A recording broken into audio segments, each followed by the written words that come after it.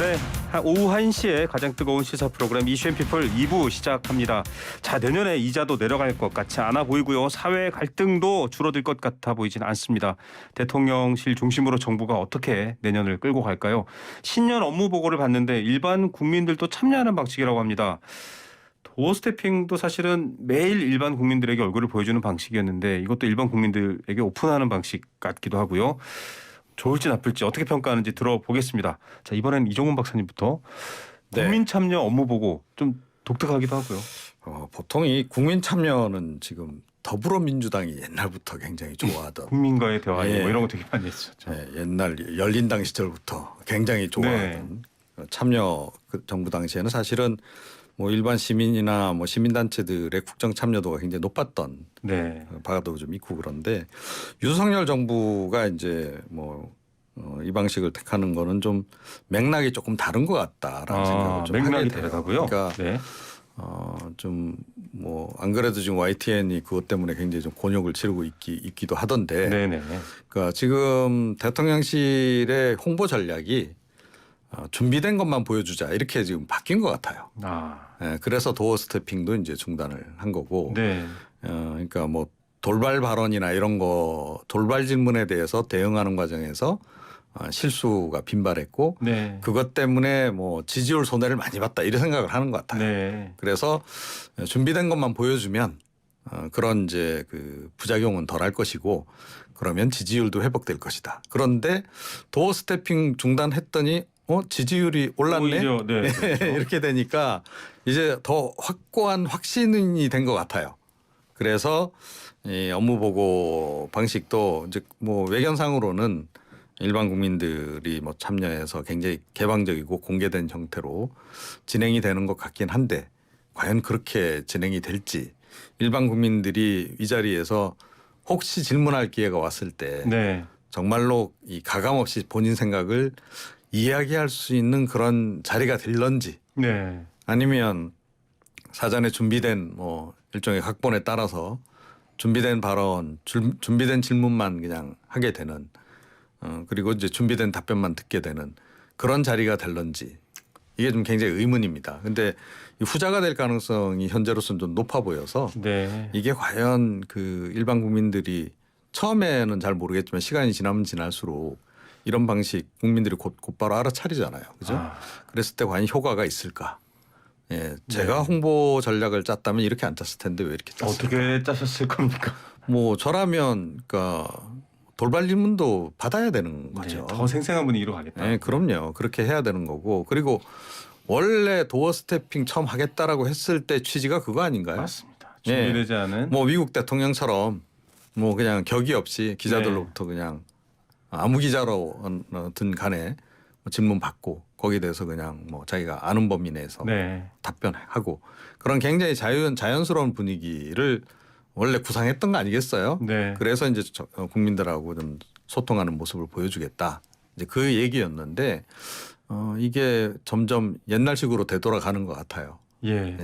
자, 격식을 없애자 하지만 옷은 턱시도를 입고 오세요. 이렇게 되면 사실 효과가 떨어지는 건데 박 의원님 어떻게 보십니까? 뭐 지금 이 박사님 말씀하신 거 공감하고요. 그러니까 보여주고 싶은 것만 보여주고 듣고 싶은 얘기만 듣겠다. 이거 소통이 아니죠.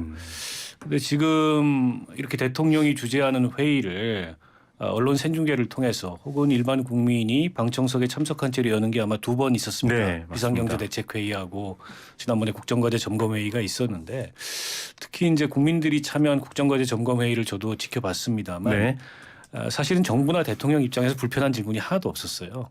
그건 다 이제 질문이 사전에 필터링 됐다는 얘기고 어떻게 보면 정부 기호에 맞는 그런 읍소형 청원형 질문들만 있었고 정부는 그에 대해서 준비된 이제 정부의 입장을 가지고 답변을 대통령도 하고 장관들도 했다는 거죠.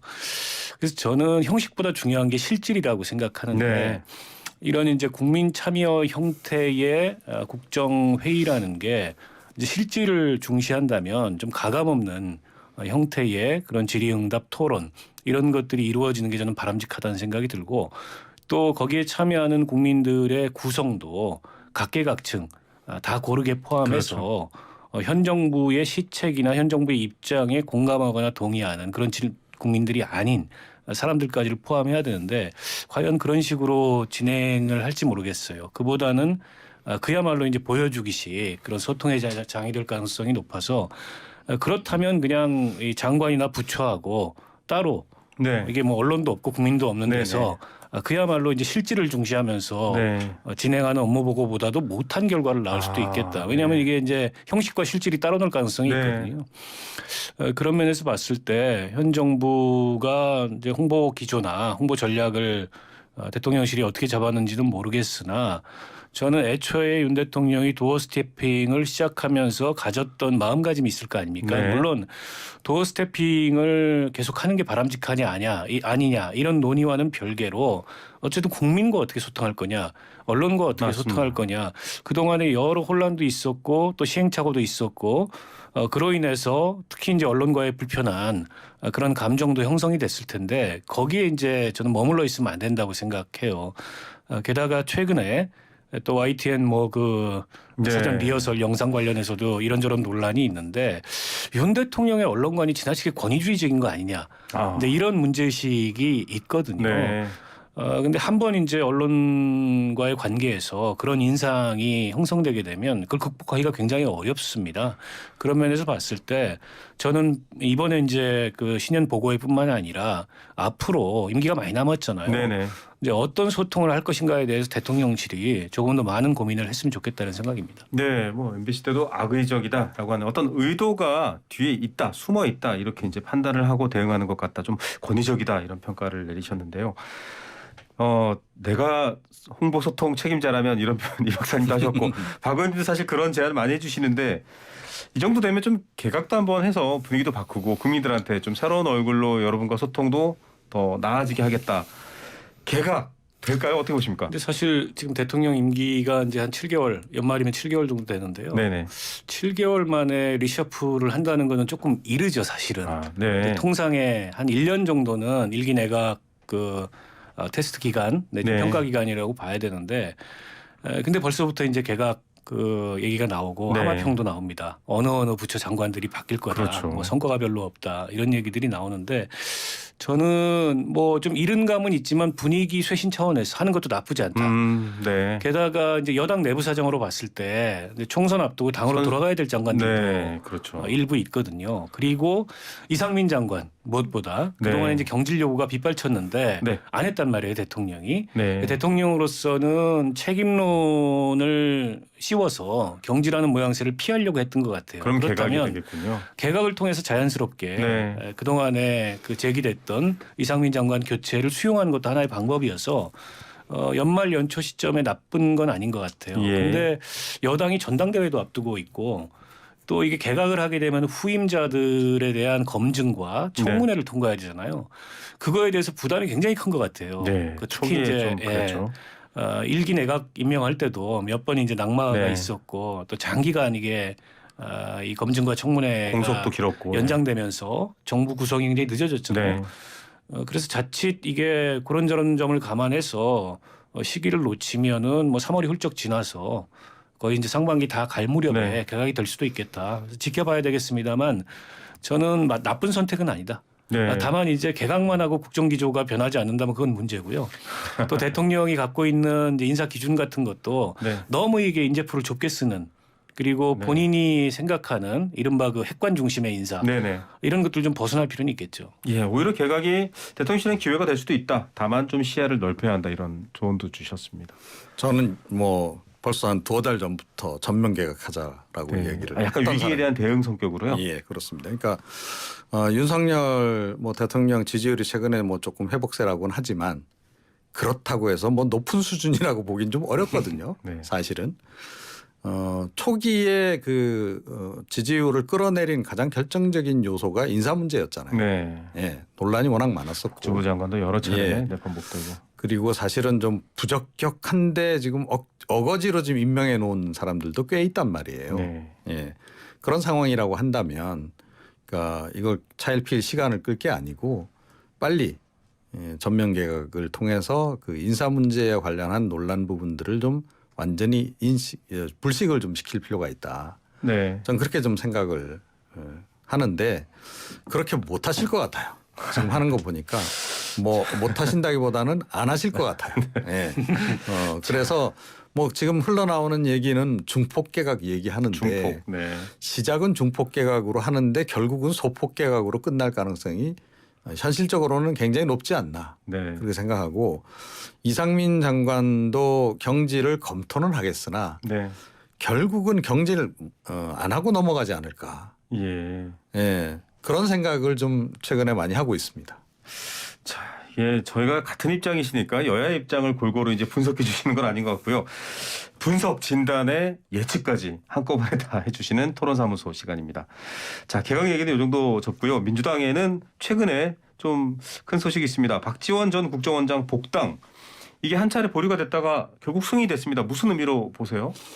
뭐 당내 이견이 있습니다만 지금 이재명 대표 입장에서는 그 노련한 어떤 우군이 필요한 상황입니다. 근데 네. 이제 박지원 원장은 뭐 산전수전 다 겪은 분이고 그리고 지금 이제 현직은 아니지만 누구보다 예리한 감각과 또 아주 노련한 네. 이런 정치 프레이밍 구단 뭐 예. 이런 걸 갖고 있지 않습니까? 그리고 최근 들어서 어쨌든 이재명 대표를 중심으로 민주당이 싸워야 된다. 네. 그래서 이런 입장을 취하고 있어요.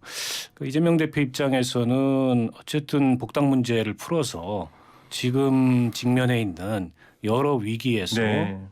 이 원군을 얻고 싶은 생각이 있었을 거고 또 한 가지는 이제 호남 민심인데요. 네. 호남이 어쨌든 민주당의 오래된 그런 정치적 기반인데 지금 호남 민심이 그렇게 민주당으로 이렇게 똘똘 뭉쳐 있거나 네. 모여 있는 상황은 아니에요. 게다가 특히 네. 이재명 대표에 대해서 호남이 복잡합니다. 좀 생각이. 네.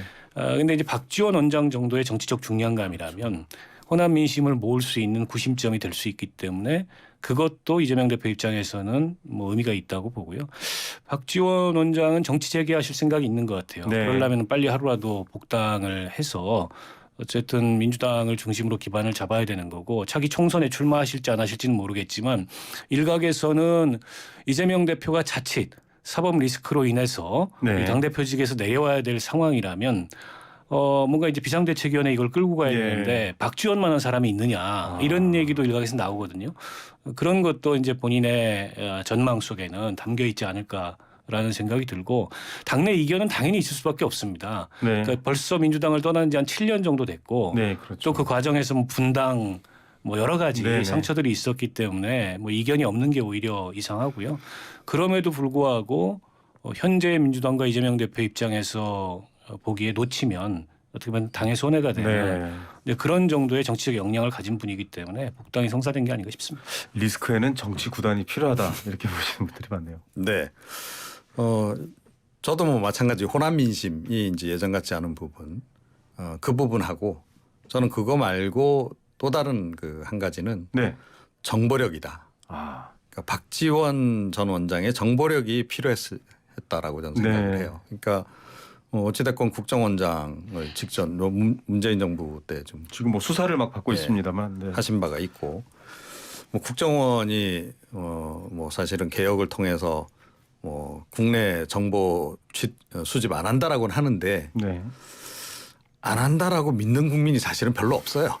그래도 여전히 뭐 국내 정치인들에 대한 또는 뭐 정관계 인사들에 대한 그런 정보는 기본적으로 수집하지 않겠나 이렇게 지금 보고 있는 거고 상당한 이제 조난 파일 이제 이런 것도 축적된 것들이 네. 있고 그 뭐 더 이상 추가는 안 한다 하더라도 옛날 건 있을 거 아니에요. 그렇죠. 그죠? 그런 거 있고 그리고 또 뭐 이 박지원 전 원장께서 또 정치를 잘하시는 분이기 때문에 막 이렇게 귀동냥하신 것도 국정원장 하시면서 네.